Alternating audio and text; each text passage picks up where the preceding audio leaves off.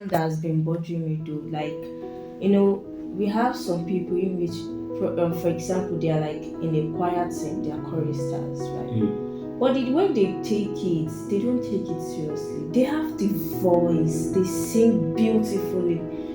But I mean, if they see someone singing like so spiritual, they call it this one is so spiritual, that kind of vibe. Yes. And then it used to make me wonder, okay, I know I'm not being too spiritual. To me, because worship is like a communication between you and God. Yeah.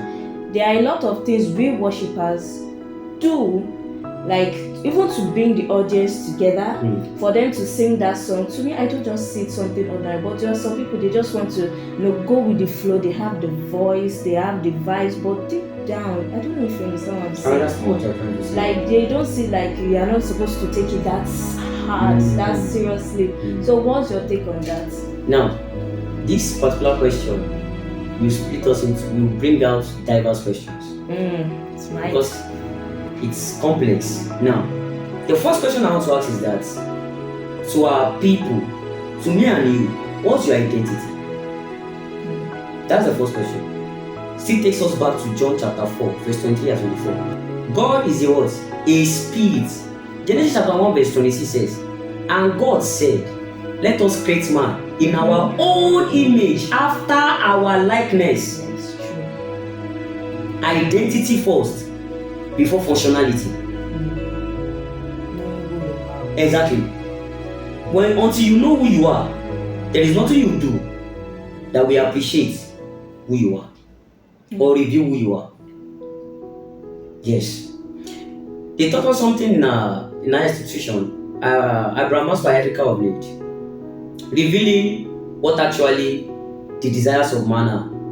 And the last stage is self-actualization. And I tend to understand that there's no amount of what you dream of becoming in life until self-discovery comes into it. There is nothing called what? Recovery. Discovery before recover. Now, this choir that you are talking about, let's not take even choir alone.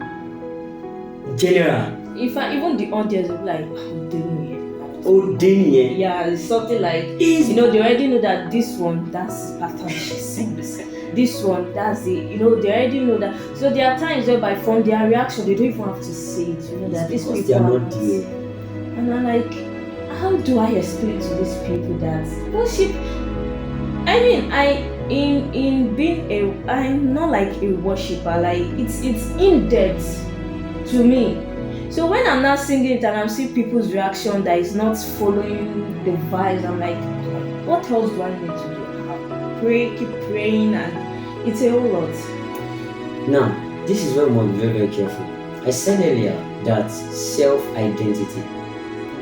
Until you understand who you are, until then will you navigate whatever thing that man wants to give unto you. Because the spirit realm is like a wilderness.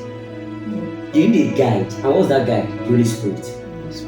Yes. Who will teach you and remind you of all the things that you actually know and which you need to know. Because you can't tell me your relationship with God has not met any encounter.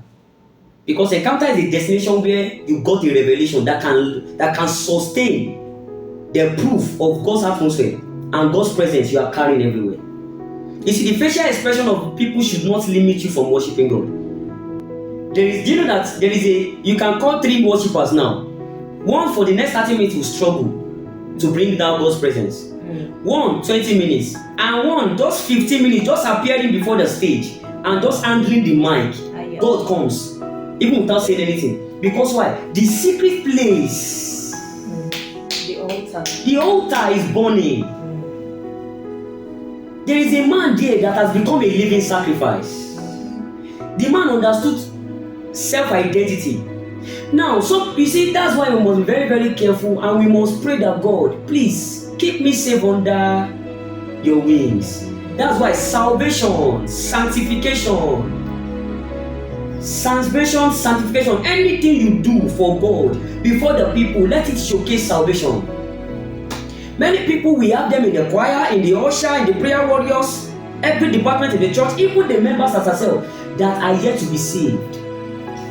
And believe me, the kingdom, that's why 1 Corinthians chapter 4 verse 20 says, the kingdom of God is not in words only, but in power.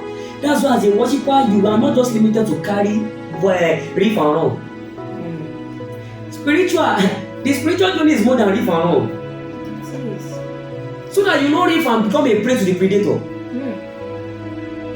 You have to carry presence. You have to carry influence. You have to carry power. I'm telling you, power, authority, name. When power, authority is in place, when they mention your name, so many things will come into accord. That's why Jesus did the third. He established the third himself. His name. At the mention of his name, that means dominion. But just mentioning his name alone, power is in place.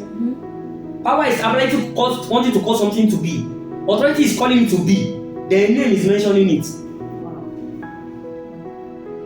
That means as a choir, as a pastor, as a prayer warrior, whatever position you are working or department you are working for God, do well to be a living sacrifice in your secret place, because it's your secret that will testify of who you are openly.